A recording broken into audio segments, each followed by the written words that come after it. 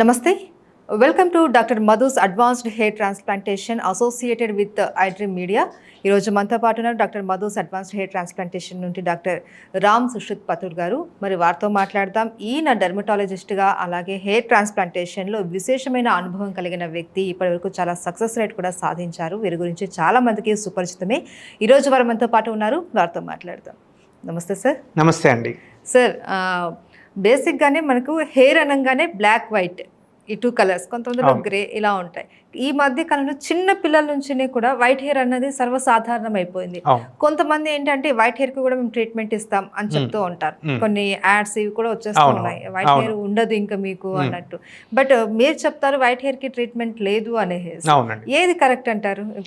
జనాలు ఎందుకు ఇంత కన్ఫ్యూజ్ చేసేస్తున్నారు? అవునండి, బేసికలీ కాస్మెటిక్ ప్రొడక్ట్స్ అనే దానికి కొన్నిటికి రెగ్యులేషన్స్ లేవు అనమాట. అంటే కొన్ని ఓటీసీలో ఇవ్వచ్చు, కొన్ని ఓటీసీలో ఇవ్వకూడదు. ఈ ఓటీసీలో ఇచ్చే ప్రొడక్ట్స్ ఏవైతే ఉన్నాయో ఇవి అన్రెగ్యులేటెడ్గా ఎంతనే అడ్వర్టైజ్మెంట్ చేసుకుంటూ ఉంటారు అనమాట. సో రిజల్ట్ వస్తుందా లేదా అనేది వాళ్ళ సెకండరీ ఇష్యూ.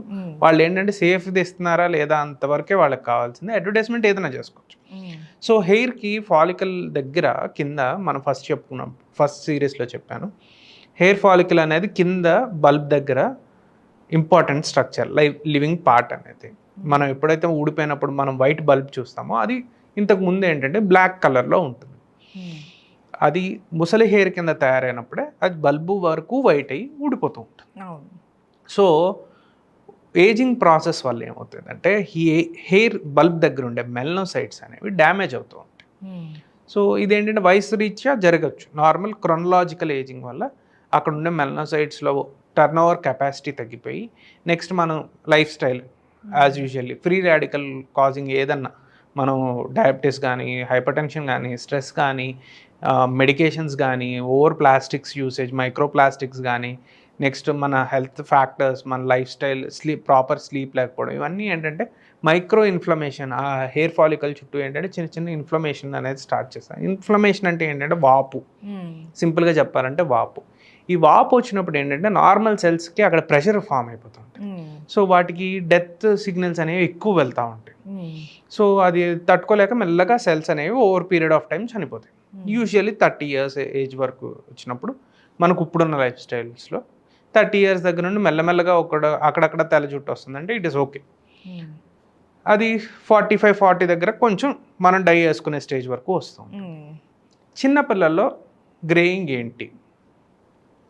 ఈ గ్రేయింగ్ అనేది ప్రీమెచ్యూర్ గ్రేయింగ్ ఆఫ్ హెయిర్ అంటాం.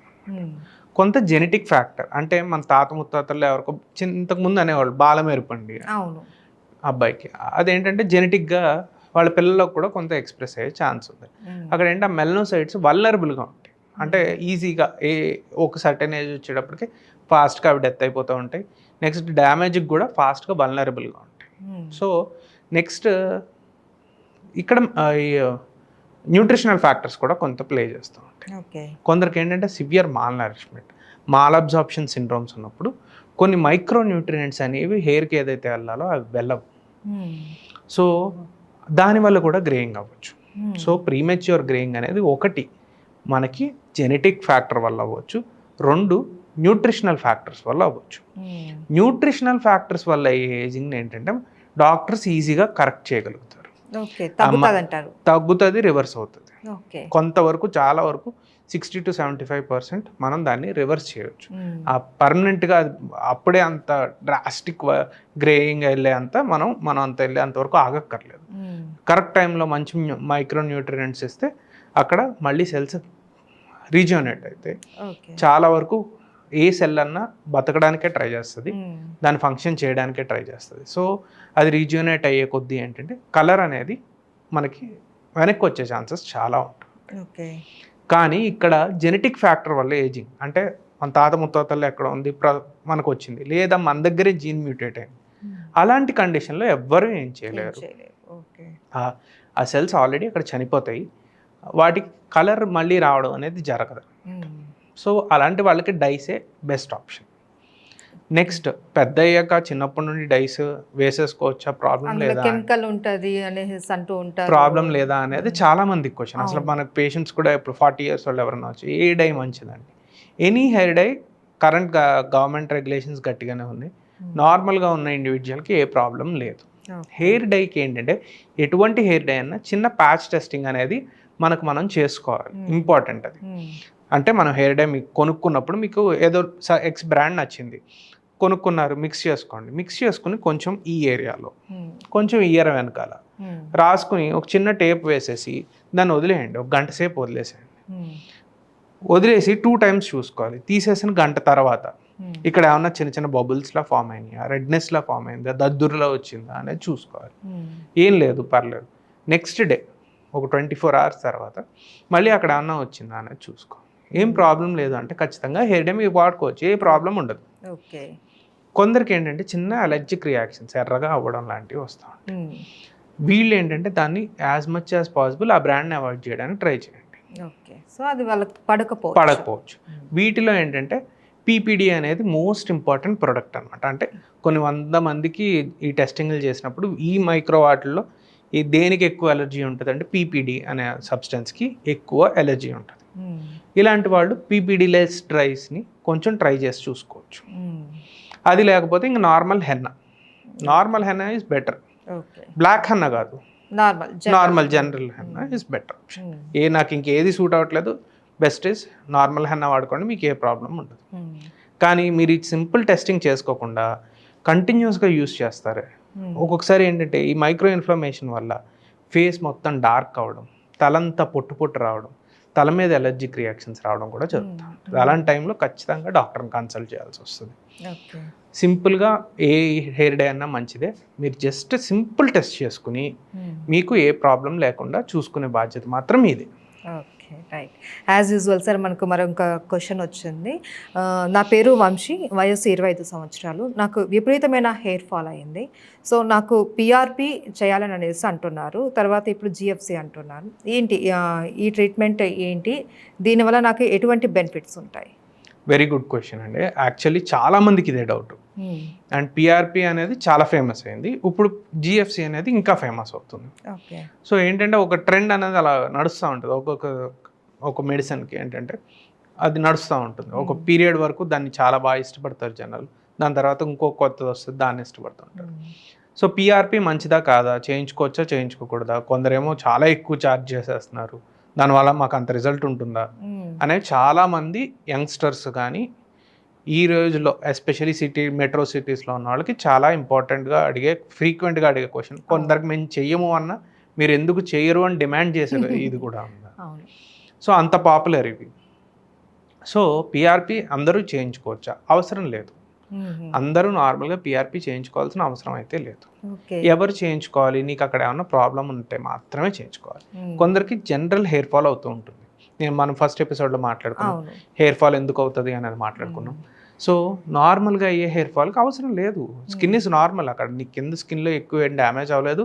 స్కిన్ దాన్ని కాదు, రికవర్ చేసుకోవచ్చు. నీకు పిఆర్పి నేను అనవసరంగా సర్టెన్ అమౌంట్ ఛార్జ్ చేసి నీకు నెంబర్ ఆఫ్ సెషన్స్ అని నెల పిలుచుకొని నీకు ఇంజెక్ట్ చేయాల్సిన అవసరం లేదు. ఓకే, ఆ న్యూట్రియంట్స్ నీ బ్లడ్లో నుంచి నార్మల్గా వస్తాయి. ఇకపోతే ఎవరికన్నా మేజర్ ప్రాబ్లమ్స్ అంటే యూజువల్లీ బట్టతల ఉన్నవాళ్ళు చేయించుకోవచ్చా చేయించుకోకూడదు. ఎర్లీ స్టేజెస్లో కొంత ఇంప్రూవ్మెంట్ ఉంటుంది అంటారు, కరెక్టా కాదా? ఇవన్నీ చాలా క్వశ్చన్స్. సో ఇందులో మెయిన్ బట్టతల గురించి మాట్లాడుకుందాం మనం ఇవాళ. బట్టతల ఉన్నవాళ్ళు పిఆర్పి చేయించుకోవడం వల్ల లాభాలు ఏంటి, నష్టాలు ఏంటి? ఒకటి, బట్టతల ఎందుకు వస్తుంది అనేది అర్థం చేసుకోవాలి, చాలా ఇంపార్టెంట్ ఫ్యాక్టర్ అనమాట. బట్టతలలో ఏం చేంజెస్ వస్తాయి అనేది ఇంకోటి ఇంపార్టెంట్ ఫ్యాక్టర్. బట్టతల అనేది మన నార్మల్ సెక్స్ హార్మోన్స్ వల్ల వస్తూ ఉంటుంది, టెస్టోస్టెరాన్ వల్ల వస్తూ ఉంటుంది. సో మీరు టెస్టోస్టెరాన్ ఆపగలుగుతారా అంటే ఎప్పటికీ ఆపలేరు. బీయింగ్ ఏ మేల్ మీరు ఎప్పటికీ టెస్టోస్టెరాన్ ఆపలేరు. సో మీ బట్టతల అనేది కంటిన్యూస్గా జరుగుతుంది. ఈ హార్మోన్ వచ్చి ఏం చేస్తుందిరా అంటే ఇలా ఉండే హెయిర్ని మెల్లమెల్లగా సన్నగా చేసేస్తుంది. ఓకే, సెకండ్ థింగ్ ఏమవుతుందంటే మీ హెయిర్ సైకిల్ టర్న్ ఓవర్ అనేది తగ్గిపోతుంది. కింద ఉన్న హెయిర్ చుట్టూ ఉండే డెర్మిస్ అనే లేయర్లో చాలా కెమికల్ చేంజెస్ అనేది తీసుకొస్తుంటుంది. అంటే దాంట్లో ఇంటర్ల్యూకిన్స్ అని, సైటోకైన్స్, ఇవన్నీ చాలా ఎక్కువ రిలీజ్ అవుతూ ఉంటాయి, డ్యామేజ్ జరుగుతుంది కనుక. సో ఇతనికి బట్టతల నుండి రిలీఫ్ కావాలంటే ఫస్ట్ బట్టతలని కరెక్ట్గా ట్రీట్ చేసుకోవాలి. ట్రీట్ చేసుకున్నాక తర్వాత పిఆర్పి లాంటి ఎడిషనల్గా తీసుకోవచ్చు. ఓకే. వీటిని పిఆర్పి, జిఎఫ్సి వీటిని ఏంటంటే మనం ఎడ్జువెంట్స్ అంటాం. ట్రీట్మెంట్ ఎడ్జువెంట్స్ అంటే ట్రీట్మెంట్ మెయిన్ లైన్ ట్రీట్మెంట్ అంటే దీనికి ఎడిటివ్గా వాడుకోవచ్చు, సపోర్టివ్ అంతే. అంతేగాని ఇవి మెయిన్ లైన్ ఆఫ్ ట్రీట్మెంట్స్ కావు. దీనికి ఎక్కువ ఖర్చు పెట్టాల్సిన అవసరం లేదు. మెయిన్ లైన్ ఆఫ్ ట్రీట్మెంట్స్ మీద ఎక్కువ ఫోకస్ ఉన్నా చాలా ఇంపార్టెంట్.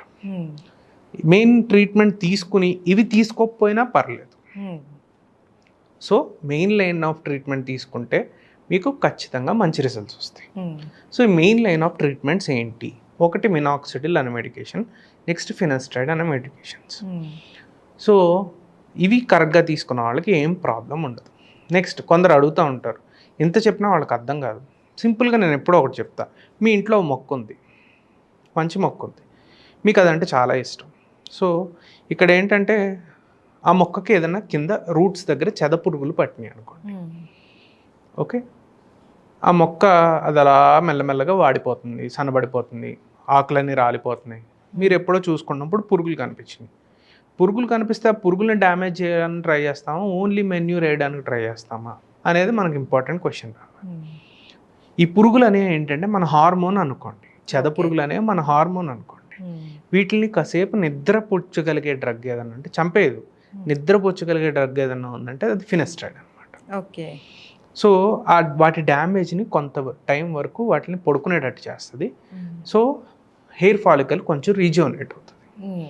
ఈ రీజువనేషన్ ప్రాసెస్కి హెల్ప్ చేయగలిగిన మందు ఏదైనా ఉందంటే అది మినాక్సిడిల్. ఓకే. ఇది ఏం చేస్తుంది అంటే ఎక్కువ రోజులు హెయిర్ని పొడుగ్గా ఉండేటట్టు చేయడానికి, ఎక్కువ రోజులు ఎనాజన్ హెయిర్లో ఉండేటట్టు చేయడానికి ఒకటి ఫస్ట్ హెల్ప్ చేస్తుంది. నెక్స్ట్ హెయిర్ దగ్గర రూట్ దగ్గర చిన్న బ్లడ్ వెజల్ ఉంటుంది, అది దానికి ఫుడ్ అంతా ఇస్తుంది. ఆ బ్లడ్ వెజల్ని డైలేట్ చేస్తుంది అన్నమాట. ఈ డైలేట్ చేయడం వల్ల అంటే రెండు అడ్వాంటేజ్లు. ఒకటి ఫుడ్ బాగా వెళ్తుంది. నెక్స్ట్ ఏంటంటే ఈ వెజల్ థిక్నెస్ ఎలా ఉందో మన హెయిర్ థిక్నెస్ కూడా ఆల్మోస్ట్ సిమిలర్గా ఉంటుంది అన్నమాట. సో ఈ రెండు డ్రగ్లు ఏం చేస్తాయి, ఒకటేమో అసలు పురుగులను చంపుతాయి, నెక్స్ట్ ఇంకోటి ఏంటంటే దాన్ని హెల్తీగా ఉంచేటట్టు చేస్తాయి. ఇవి రెండు చేశాక మీరు మెన్యూర్ వేసారనుకోండి, మొక్క బాగా తీసుకుంటుంది, ఆటోమేటిక్గా గ్రోత్ మొక్క తీసుకుంటుంది. ఇక్కడ మెన్యూర్ ఏంటంటే పిఆర్పి అనమాట. ఓకే. ఎగ్జాంపుల్లో మనకు మెన్యూర్ అంటే పిఆర్పి. సో అసలు మెడికేషన్ లేకుండా మీరు ఎంత మెన్యూర్ వేసినా మొక్క అనేది డెత్కి ఈజ్ ఆల్వేస్ ప్రో, రిజల్ట్ ఉండదు. మెడికేషన్ తీసుకుంటూ మీరు పిఆర్పీస్ చేయించుకుంటే it is always good.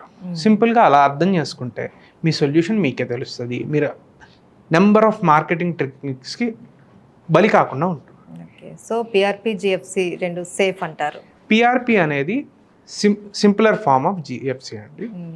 PRP ఏంటంటే మన బ్లడ్లోంచే తీస్తాము, ప్లాస్మా. దీంట్లో నుంచి ఏంటంటే ప్లేట్లెట్స్ని ఎక్కువ కాన్సన్ట్రేషన్లో ఉండే ప్లాస్మాని తయారు చేస్తాం. నార్మల్ ప్లాస్మాలోంచి బ్లడ్లోంచి ప్లేట్లెట్స్ ఎక్కువ ఉండే concentration, platelets rich plasma. So ఈ ప్లేట్లెట్స్లో ఏంటంటే కొన్ని సెల్స్, కొన్ని గ్రాన్యూల్స్ ఉంటాయి. ఈ గ్రాన్యూల్స్లో గ్రోత్ ఫ్యాక్టర్స్ అనేవి ఉంటాయి. బోల్డ్ గ్రోత్ ఫ్యాక్టర్స్, ఎపిడెల్మెంట్ నుండి వాస్కులర్ వరకు 5 to 6 గ్రోత్ ఫ్యాక్టర్స్ ఉంటాయి.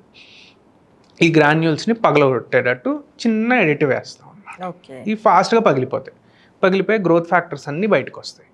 ఈ బయటకు వచ్చింది ఏంటంటే మనం ఇంజెక్ట్ చేసినప్పుడు ఏంటంటే ఏదైతే గ్రోత్లోకి మనం తీసుకొచ్చిన సెల్స్ ఉన్నాయో వాటి మీద ఇవి పనిచేసి అవి ఇంకా ఫాస్టర్గా గ్రో అవ్వడానికి, హెల్తీగా గ్రో అవ్వడానికి, స్ట్రెంగ్తీగా గ్రో అవ్వడానికి హెల్ప్ చేస్తుంది. అది మెయిన్ బేసిక్ ఫిలాసఫీ అనమాట పిఆర్పి ఎందుకు చేసుకోవాలి. ఇప్పుడు ఈ గ్రోత్ ఫ్యాక్టర్స్ని కాన్సన్ట్రేట్లో కొన్ని గ్రోత్ ఫ్యాక్టర్స్ ఇంకా కొంచెం అసలు స్టడీస్ చేసినప్పుడు హెయిర్ మీద కొంచెం ఎక్కువ ప్రభావం ఉంది. వీటిల్ని యాడ్ చేసి సేమ్ ప్లాస్మాలోకి ఆ కాన్సన్ట్రేషన్ పెంచడమే జిఎఫ్సి అనమాట. కొంచెం న్యాచురల్ గ్రోత్ ఫ్యాక్టర్స్ ఉంటాయి, కొంచెం ఆర్టిఫిషియల్ గ్రోత్ ఫ్యాక్టర్స్ ఉంటాయి. ఇవి రెండింటిని మిక్స్ చేసిందే జిఎఫ్సి అనమాట. ఇవి రెండు తీసుకోవచ్చు, తీసుకోవడంలో హామ్ లేదు. కానీ ఏంటంటే మెయిన్ స్ట్రీమ్ ఆఫ్ మెడికేషన్ తీసుకోవాలి. అదొకటి పేషెంట్స్ అనేది చాలా బాగా గుర్తుపెట్టుకోవాలి. వాళ్ళకి కాన్సెప్ట్ కూడా అర్థం అవ్వాలి, ఎందుకు తీసుకోవాలి అనే కాన్సెప్ట్ కూడా చాలా అర్థం కావాలి. అయితే సార్ ఇప్పుడు ఇంజెక్ట్ చేస్తారు కదా ఈ పిఆర్పి ఆర్ జిఎఫ్సి ఏదైనా సరే, దానివల్ల ఏమైనా సైడ్ ఎఫెక్ట్స్ ఏమైనా ఉంటాయా? సింపుల్ సైడ్ ఎఫెక్ట్స్ మినిమల్ అండి, అదేం బిగ్ ప్రొసీజర్ కాదు. ఒకటి ఏంటంటే మన దగ్గర నుండి మనం తీసుకుంటున్నాం కనుక వేరియస్ రియాక్షన్స్ వచ్చే ఛాన్సెస్ ఏమి ఉండవు. So simple minimal side effects ఏంటంటే ప్రొలాంగ్డ్ పెయిన్, కొందరికి ఏంటంటే ప్రొలాంగ్డ్ పెయిన్. అప్పుడప్పుడు ఏంటంటే ఇంజెక్ట్ చేస్తున్నప్పుడు ఏదైనా చిన్న నర్వ్కి టచ్ అయినప్పుడు నీడిల్ అనేది కొంచెం ఎక్కువ పెయిన్ 2-3 డేస్ వరకు ఎక్కువ పెయిన్ ఎక్స్పీరియన్స్ చేస్తారు. Only 2-3 days. 2-3 days. And unhygienic ప్లేసెస్లో కొందరు ఈ మధ్యన ఏంటంటే సలూన్స్లో కూడా చేసేస్తున్నారు. అవును. ఇలాంటి ప్రాబ్లమ్స్ ఏమొస్తాయంటే అక్కడ ఇన్ఫెక్షన్ ఏమన్నా వచ్చిందంటే స్కాల్ప్లో అక్కడ హెయిర్ లాస్ అయ్యే ఛాన్సెస్ మళ్ళీ వస్తాయి. ఓకే. ఒకసారి అక్కడ పెద్ద ఫాలికల్లా పెద్ద బాయిల్లా వచ్చి కనుక అక్కడ పగిలిందా అక్కడున్న హెయిర్ అంతా కింద స్కిన్ స్కారింగ్లోకి వెళ్ళిపోయి చనిపోయే ఛాన్సెస్ పెరుగుతాయి. సో ఎక్కడైతే చేస్తున్నారో అక్కడ కొంచెం స్టెరైల్గా డాక్టర్స్ ఉండే ఎన్విరాన్మెంట్లో చేయించుకోండి. కొంచెం స్టెరైల్ ప్రికాషన్స్ ఉన్నాయో లేదో చూసుకోండి, నీట్గా ఉందా అట్మాస్ఫియర్, లేదా సిరెంజ్లు అన్ని కరెక్ట్గా మంచిగా వాడుతున్నారా, కరెక్ట్ అప్పుడే మీ ముందే ఓపెన్ చేస్తున్నారా సిరెంజ్ని అనేది ఒకసారి చెక్ చేసుకుని అప్పుడు చేయించుకోండి. Okay, right. Thank you so much sir. నమస్తే.